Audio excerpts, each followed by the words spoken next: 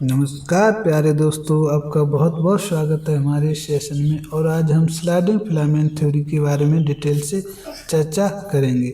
इससे पहले हमने मांसपेशियों के 3 सब टॉपिक को कवर कर लिया था और ये हमारा लास्ट मांसपेशियों का टॉपिक है। ठीक है दोस्तों, अब इसमें देखते हैं स्लाइडिंग फिलामेंट थ्योरी का सिद्धांत 1954 में हेक्सले ने दिया था। 1954 में हेक्सले और हैंसन के द्वारा दिया गया था। ठीक है दोस्तों, स्लाइडिंग फिलामेंट थ्योरी होती क्या है? इसमें दोस्तों हमारी मांसपेशियां किस प्रकार एक दूसरे पर स्लाइड करती हैं संकुचन और प्रंकुचन करते समय, ये इसी के बारे में डिटेल से चर्चा की जाती है।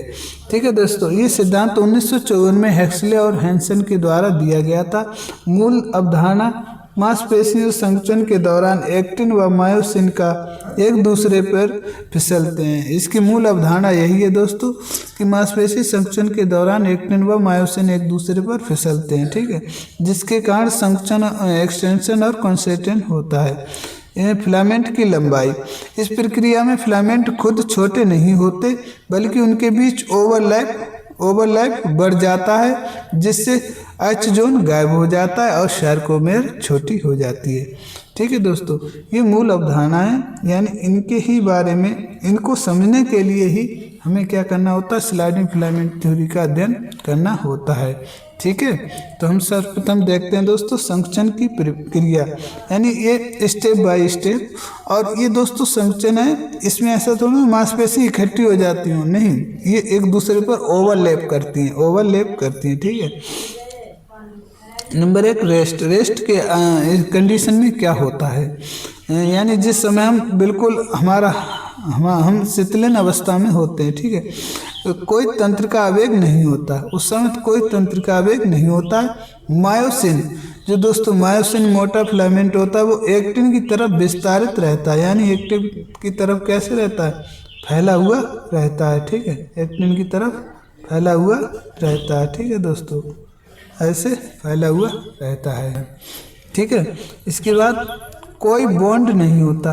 बॉन्ड मीन्स दोस्तों ये जब आगे चलकर क्या करेंगे, आगे चलकर ओवरलैप होंगे ऐसे। ठीक है, वो बॉन्ड अभी नहीं होता है। एक अनचार्ज एटीपी दोस्तों जो होता है वो अणु मायोसिन फिलामेंट के प्रत्येक क्रॉस ब्रिज पर मौजूद होता है। मायोसिन क्या होता है दोस्तों, मायोसिन बीच में होते हैं और इनके ऐसे क्रॉस ब्रिज होते हैं। क्या ये क्रॉस ब्रिज होते हैं और इन पर अनचार्ज एटीपी मौजूद होता है। ठीक है, कैल्शियम आयन को इस समय सार्कोप्लाज्मिक रेटिकुलम की वेसल्स में बड़ी मात्रा में संग्रहित किया जाता है, या बड़ी मात्रा में स्टोर्ड होते हैं। ये दोस्तों जेड लाइन है। क्या ये मायोसिन है हमारा, क्या ये मायोसिन है, और ये हमारा एक्टिन है। इस समय दोस्तों यहीं पर हमारा होता है सार्कोप्लाज्मिक रेटिकुलम, क्या सार्कोप्लाज्मिक। ठीक है दोस्तों, सार्कोप्लाज्मिक रेटिकुलम होता है और इसी में दोस्तों कैल्शियम आयन काफ़ी मात्रा में क्या होता है, स्टोर होता है। काफ़ी मात्रा में क्या होता है, स्टोर होता है। ठीक है दोस्तों, अभी हम सिर्फ समझाने का प्रयास कर रहे हैं।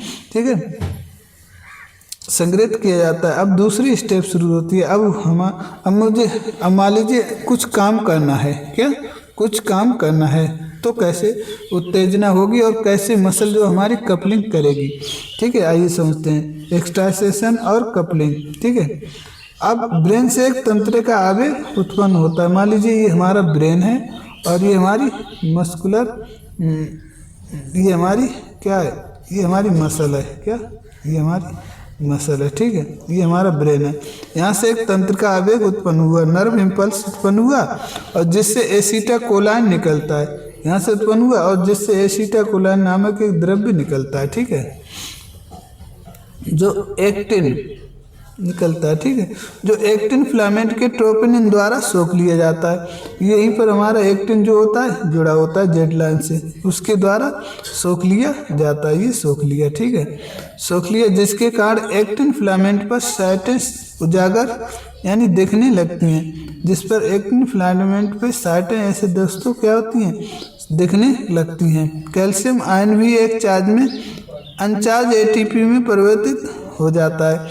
जो कैल्शियम आयन था दोस्तों, जो सार्कोप्लाज्मिक रेटिकुलम में स्टोर था वो अनचार्ज एटीपी कैल्शियम आयन भी एक चार्ज में अनचार्ज एटीपी परिवर्तित करता है, यानी कई सारे अनचार्ज एटीपी बना देता है। इसके कारण क्रॉस ब्रिज एक्टिन फिलामेंट की दिखने वाली साइटों के साथ बॉन्ड हो जाते हैं। क्या क्रॉस ब्रिज जो है दोस्तों, जो हमारे मायोसिन के हैं, वो इस पे भी क्रॉस ब्रिज अनचार्ज एटीपी उत्पन्न होता है, यहाँ भी क्रॉस ब्रिज होते हैं, लेकिन एक्टिन पे नहीं होते हैं। ये नर्व इम्पल्स जो कैल्शियम आयन जो उत्पन्न हुआ, और कैल्शियम आयन जो हुआ दोस्तों एक्टिन पर आया और इसने क्या किया, साइटें उजागर कर दी। क्या साइटें उजागर कर दी। अब कैल्शियम आयन क्या करता है, ये भी एटीपी छोड़ने लगता है और इस पर एटीपी आ जाते हैं। ठीक है, इस पर एक्टिन पर साइटों के साथ जुड़ जाते हैं और इसके साथ साथ जुड़ जाते हैं, जहाँ एक्टोमायोसिन का बॉन्ड बन जाता है। अब इस पर भी दोस्तों मान लीजिए ऐसे आकृति है, ये हमारी मायोसिन है ऐसे, और एक्टिन था बिल्कुल खाली था, और उसमें से कैल्शियम आयन वो नर्व इम्पल्स जो दोस्तों दिमाग से ब्रेन से नर्व इम्पल्स छूटा और उसने कैल्शियम आयन के थ्रू क्या कैल्शियम आयन नर्व इम्पल्स में से कैल्शियम आयन लिख रहे, और जो कहाँ आ गए, सार्कोप्लाज्मिक रेटिकुलम में आकर वो दोस्तों नर्व से जो इम्पल्स जागृत हुआ उसने एसिटाकोलाइन उसमें से एसिटाकोलाइन निकला। एसिटाकोलाइन आके एक्टिन के ट्रोपोनिन को क्या कर दिया, जागृत कर दिया, और उसमें साइटें उजागर कर दी। साइटें उजागर के बाद क्या हुआ, जो हमारा सार्कोप्लाज्मिक रेटिकुलम है इसमें कैल्शियम आयन होते हैं, उन्होंने क्या किया, उन्होंने तुरंत उस पर क्या कर दिया दोस्तों, इस पर साइटें उजागर कर दी ऐसे, और कैल्शियम आयन ने इस पर एटीपी अनचार्ज एटीपी छोड़ दिया। अब क्या होगा दोस्तों, अब ये दोनों एक दूसरे पर ओवरलैप करेंगे। ठीक है, यानी इनका बॉन्ड बन गया। क्या अब इनका क्या हो गया, बॉन्ड बन गया। अब हम देखते हैं दोस्तों संकुचन। क्या संकुचन कैसे होगा, इस चरण में क्रॉस ब्रिज के नीचे मौजूद एटीपी अणु भारी मात्रा में ऊर्जा जारी करते हैं। क्रॉस ब्रिज हमने अभी आपको बताया था, क्रॉस ब्रिज जो एटीपी अणु की भारी मात्रा में ऊर्जा जारी कर देते हैं, जिसका उपयोग मसल संकुचन के लिए किया जाता है। जो मसल जो एक्टिनोमायोसिन है दोस्तों, ये सब क्या करते हैं, उसका उपयोग करने लगते हैं। इसी ऊर्जा का उपयोग करके एक्टिन फिलामेंट सार्कोमेयर के केंद्र की ओर मायोसिन फिलामेंट के ऊपर क्या हो जाता है, पार हो जाता है, यानी ओवरलैप करता है। यह तनाव एक्सटेंशन और मसल को छोटा कंट्रैक्शन करने की ओर जाता है, मसल को छोटा करने की ओर जाता है। ठीक, देखिए दोस्तों क्या होता है, ये हमारा सार्कोप्लाज्मिक रेटिकुलम है, यहाँ कैल्शियम आयन स्टोर है। ठीक है, और ब्रेन से इम्पल्स आया, यहाँ पर एक्टिन की साइडें उजागर हो गई, इधर भी हो गई, और बीच में होती है दोस्तों हमारी हेमलाइन। अब ये जो भारी मात्रा में ऊर्जा रिलीज होगी उसकी वजह से, ठीक है दोस्तों, यहाँ से क्या हुआ, भारी मात्रा में जो एटीपी इसमें शामिल हुए, और फिर यही ऊर्जा का उपयोग करके दोस्तों ये क्या करते हैं, ये एक दूसरे पर फिसलते हैं। क्या एक दूसरे पर फिसलते हैं, ये हमारी मायोसिन है। अब हमारा एक्टिन फिलामेंट जो है वो एम लाइन की तरफ खींचेगा, ये दोनों इधर को खींचेगा, यानी मायोसिन के ऊपर ओवरलैप हो जाएंगे। ठीक है, ओवरलैप हो जाएंगे। ये एक्सटेंशन और मसल को छोटा करने की क्या है, प्रक्रिया है। ठीक है, मसल को छोटा करने की क्या है, प्रक्रिया है। ठीक है, रिचार्जिंग। अब हम देखते हैं रिचार्जिंग कैसे होती है। ठीक है दोस्तों, क्या होता है, अब मसल को छोटा कंट्रैक्शन करने की हो जाता है। अब रिचार्जिंग कैसे होती है, एक मायोसिन क्रॉस ब्रिज जो है दोस्तों एक्टोमायोसिन बॉन्ड को एक सेकंड में सैकड़ों बार बनाता और तोड़ता है। जो एक मायोसिन क्रॉस ब्रिज है दोस्तों एक्टोमायोसिन बॉन्ड को, यानी दोस्तों ये मायोसिन है और ये एक्टिन है, ये हमारे एक्टिन है और ये मायोसिन है। ये एक दूसरे पर क्या करते हैं, ऐसे बॉन्ड बनाते हैं, कई बार बनाते हैं, एक सेकंड में सैकड़ों बार बनाते हैं दोस्तों, यानी ओवरलैप होते हैं। ये ऊपर चढ़ गया और ये इसके ऊपर चढ़ गया, जिससे मांसपेशियां संकुचन हो गई, और फिर एक्सटेंशन के समय फिर दूर, फिर संकुचन। मायोसिन क्रॉस ब्रिज के रिचार्ज करने के लिए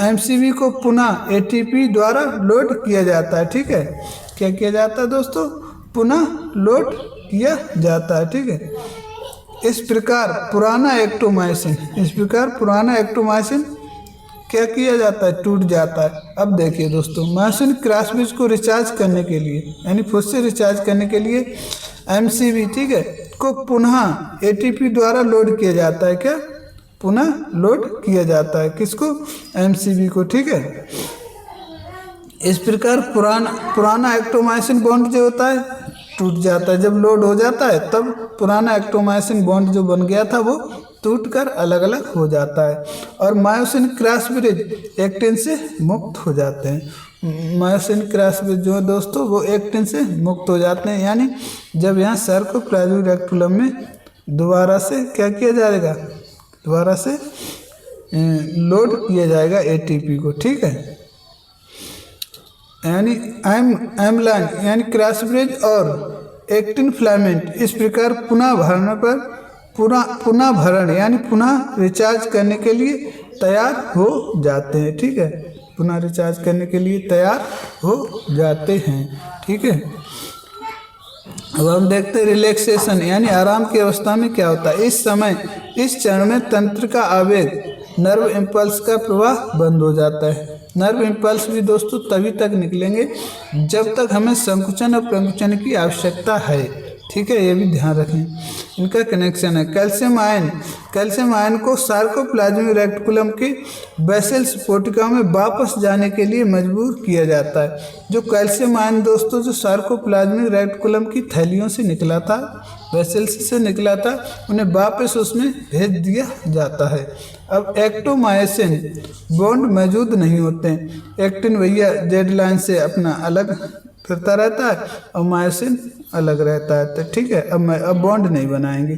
क्रॉसब्रिज विस्तारित रहते हैं, यानी जो क्रॉसब्रिज हैं दोस्तों ये अपने तैरते रहते हैं, बॉन्ड नहीं बनाते हैं। बॉन्ड क्यों बनाएंगे भैया, क्योंकि अब ये रिलैक्सेशन की पोजीशन में हैं। ठीक है दोस्तों, इस प्रकार हमारा स्लाइडिंग फिलामेंट थ्योरी जो है कंप्लीट होता है। उम्मीद करते हैं आपको समझ में आया होगा। अगर आपको कोई डाउट है 2-3 बार देखेंगे तो आप इसे सही से समझ पाएंगे, उम्मीद करते हैं। ठीक है, अब हम देख लेते हैं सार्कोमेर में परिवर्तन में। जब सार्कोमेर में परिवर्तन हुआ था यानी स्लाइडिंग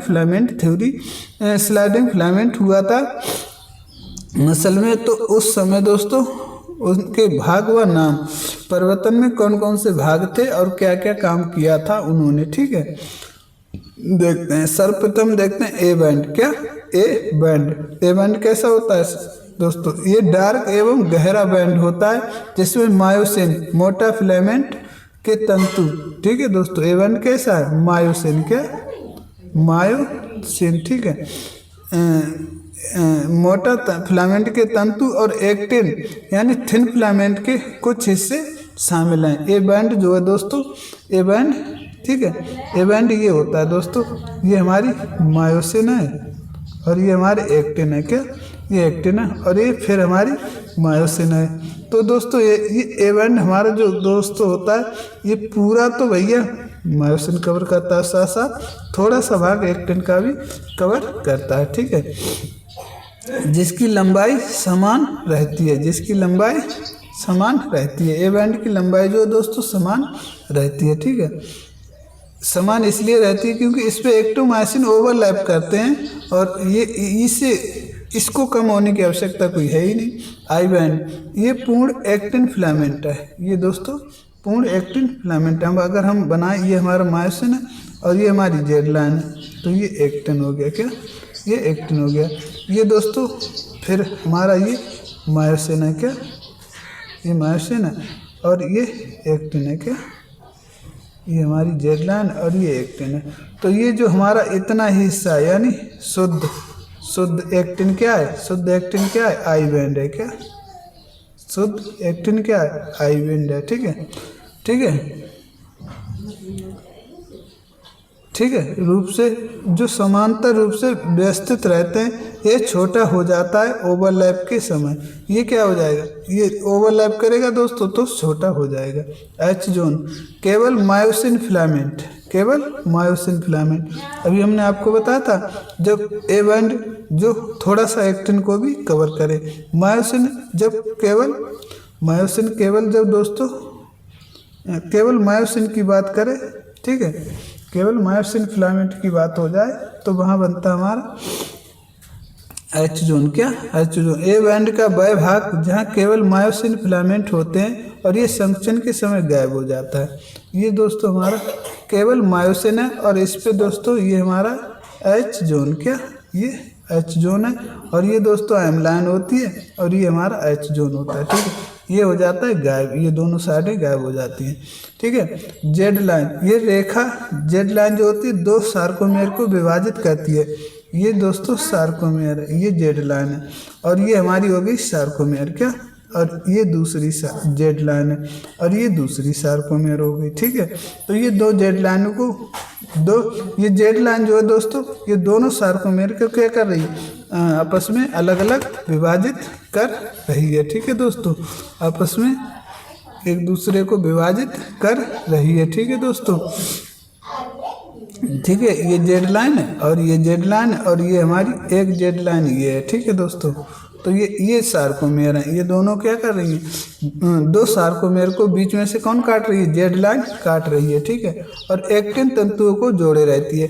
अब भैया जेड लाइन के से एक्टिन तंतु तो जुड़े ही रहते हैं, मायोसिन बीच में होते हैं। ठीक है, जो ए बैंड से बंधे रहते हैं। ठीक है, एम लाइन दोस्तों क्या, रेखा सार्कोमेर के केंद्र में स्थित होती है।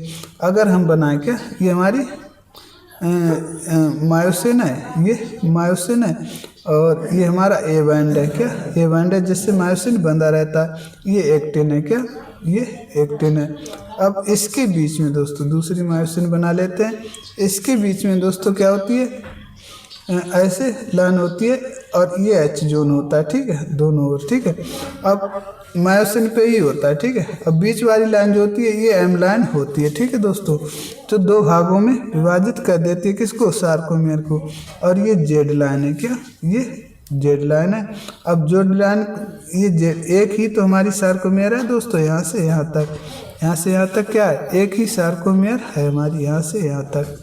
अब बीच में से किसने काट दिया ऐसे, एम लाइन जो है ऐसे, ये जो दोस्तों एम लाइन है ये हमारी एम लाइन है। क्या ये क्या कर रही है, एक सार्कोमेर को दो भागों में बांट रही है और जेड लाइन दो सार्कोमेर को बांटती है। एम लाइन एक ही सार्कोमेर को दो भागों में बांट देती है, जो मायोसिन बीच में को अपने साथ जोड़े रहती है। मायोसिन को क्या है, ये मायोसिन हमारे हैं क्या, इन दोनों को क्या करती है, बीच में से एक साथ जोड़े रहती है। इस प्रकार दोस्तों, इस प्रकार हमारा जो है स्लाइडिंग फिलामेंट थ्योरी जो है कंप्लीट होती है। और ये हमारे सार्कोमेर जिस समय स्लाइडिंग फिलामेंट होता है उस समय दोस्तों ये बदलाव आते हैं, वो भी हमने चर्चा कर लिए। और एक बार में समझ नहीं आया दोस्तों, कम से कम 2-3 बार वीडियो को देखें और हमने पूरा प्रयास लगाया है कि आपको सही से समझ में आ जाए। उम्मीद करते हैं आपको ये सेशन अच्छा लगा होगा। अगर अच्छा लगे दोस्तों तो प्लीज़ वीडियो को लाइक करें, चैनल को सब्सक्राइब करें, जिससे कि हम आपके साथ लगातार एजुकेटेड वीडियो के साथ जुड़े रहें। जय हिंद, जय भारत। जय हिंद, जय भारत।